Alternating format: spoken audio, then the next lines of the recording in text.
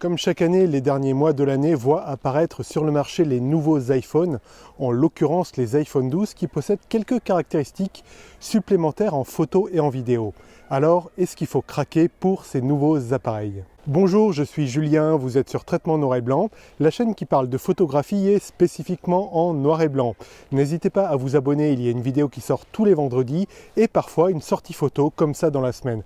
Donc pour être sûr de rien rater, abonnez-vous. Le premier problème qu'on peut avoir, c'est de rationaliser ses propres achats.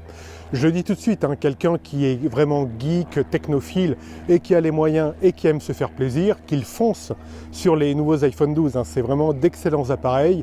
Il ne va pas le regretter, il va assouvir sa passion, mais il va surtout assouvir sa passion de consumérisme. En effet, il faut distinguer ce qu'est un investissement de ce qu'est une dépense. Si vous vous faites happer par la pub très bien faite des marques de téléphone pour acheter le nouveau téléphone sans songer aux besoins que vous avez d'utiliser ces téléphones, vous êtes dans la dépense. Je répète, je criminalise pas du tout la démarche, mais il faut en être conscient que vous êtes dans la dépense et vous cherchez à assouvir un besoin consumériste. En revanche, si vous cherchez à faire le tour de vos besoins et voir si vous avez besoin, oui ou non, de tel ou tel nouvel appareil, vous êtes dans une démarche d'investissement.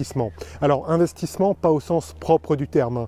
Techniquement, il n'y a que les professionnels qui donc amortissent leurs appareils, qui investissent. Mais la démarche est un peu la même, c'est-à-dire qu'on va essayer de retirer tout ce qui est émotionnel et se concentrer sur vraiment le côté rationnel de l'achat. Du coup, avant toute chose, la première chose à faire pour parler de ces iPhone 12, savoir s'il faut les acheter ou pas, c'est tout simplement de tenir compte de sa pratique et tenir compte de son matériel existant. En effet, selon que vous faites des photos une fois tous les 36 du mois, et encore quand vous en faites, c'est uniquement sur Instagram en utilisant des filtres, vous avez raisonnablement pas besoin des nouveaux iPhones. Probablement un très vieux modèle fera parfaitement l'affaire.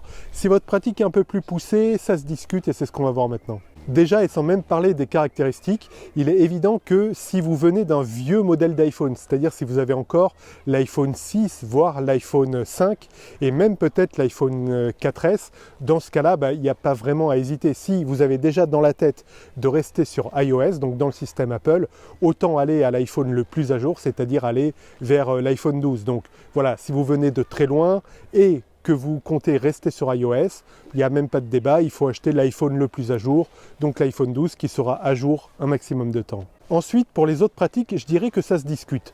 Apple met en avant avec ses nouveaux iPhone 12 le format Apple Pro RAW, c'est-à-dire que nativement, l'iPhone va pouvoir faire du RAW avec ses iPhone 12. À titre personnel, en fait, cette fonction ne m'intéresse pas. En effet, j'ai à titre personnel un iPhone 8 qui permet, avec une application tierce, Pro Camera, de déjà faire du RAW de bonne qualité. Et ça m'arrive, étant donné que je ne me trimballe pas toujours avec un grand angle sur mon appareil réflexe, de prendre des photos avec un angle un peu plus large, alors qui n'est pas un très grand angle, mais un angle quand même assez large, de les prendre avec l'iPhone et de les traiter ensuite sous luminaire. Du coup, l'argument de dire je fais beaucoup de photos, donc je fais du RAW, donc l'iPhone 12 m'intéresse nécessairement, n'est pas forcément valide. L'application Pro Camera coûte, je crois que je l'avais payé 11 ou 15 €. Elle est vraiment mise régulièrement à jour et elle permet de faire des photos RAW très bonnes avec un iPhone, et à titre personnel, je réussis bien avec mon iPhone 8. Vient le critère de la vidéo et en effet l'iPhone 12 possède un mode Dolby Vision, c'est-à-dire que dès la prise de vue, ça permet d'avoir un enregistrement vidéo vraiment augmenté. À titre personnel, je pense que seulement 1%, voire moins des utilisateurs verront la différence. Alors peut-être un vidéaste vraiment confirmé, qui parfois utilise pour des raisons pratiques, pour des plans B, des plans de coupe, un smartphone, sera intéressé par ce mode Dolby Vision pour avoir des plans de coupe vraiment d'aussi bonne qualité que les plans principaux. Donc dans ce cas vraiment du 1%, peut-être que ça se justifie. Sinon, c'est difficile à justifier. Les iPhones, depuis l'iPhone 11, font de la 4K aussi bien en caméra principale qu'en caméra selfie. Du coup, on peut vraiment se filmer de manière très correcte, surtout avec des applications comme Filmic Pro qui permettent vraiment de débrayer l'appareil et d'avoir ce fameux couple de 25 images par seconde et le shutter speed au 50e de seconde pour avoir une image qui est très correcte. Du coup, à moins d'avoir une utilisation de pointe, notamment pour un vidéaste qui veut avoir des B-rolls qui ont la même qualité que le plan principal, et là où effectivement le Dolby Vision sera quelque chose d'utile, à part ce cas-là, raisonnablement, il n'y a pas vraiment de raison de passer à l'iPhone 12. Je vais quand même évoquer mon cas personnel, hein. Donc, comme je disais, j'ai l'iPhone 8 qui me convient très bien pour la photo, qui me convient aussi bien pour la vidéo, hein. J'utilise notamment Filmic Pro. Ça me convient bien. Du coup, je vais renouveler moi l'an prochain, c'est mon timing de renouvellement. Mais du coup, en fait, l'iPhone qui m'intéresse vraiment, c'est l'iPhone 11. Pourquoi l'iPhone 11? Parce que déjà, il y a une question de budget tout simplement. Et qu'avec mon budget, dans la gamme iPhone 12, je serais obligé de prendre l'iPhone mini. Or, quand on fait un peu de vidéo, et même si on met l'iPhone dans une grille, dans un rig, on aime bien quand même avoir de la matière en main. Un peu comme un appareil réflexe, j'aime bien avoir de la matière en main. Et l'iPhone 12 mini, j'ai vu ses dimensions, il est un peu petit pour mes mains. Pourtant, j'ai pas des mains énormes, hein.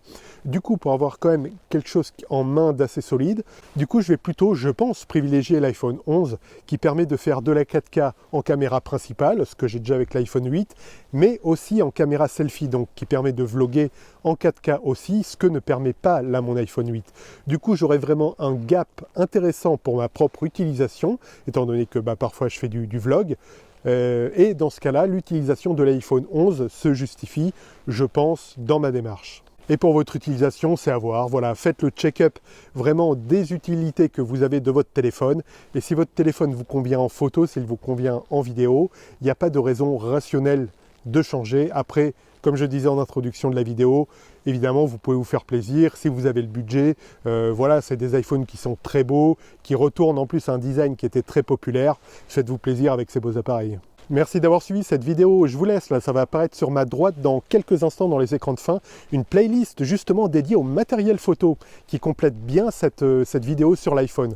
Donc n'hésitez pas à aller y faire un tour pour avoir quelques informations en plus. N'hésitez pas à vous abonner pour soutenir la chaîne, à aller faire un tour dans la description, il y a un lien vers l'article qui a inspiré cette vidéo. Et moi je vous dis à bientôt et d'ici là, faites de belles photos à l'iPhone 11, à l'iPhone 12 ou avec ce que vous voulez.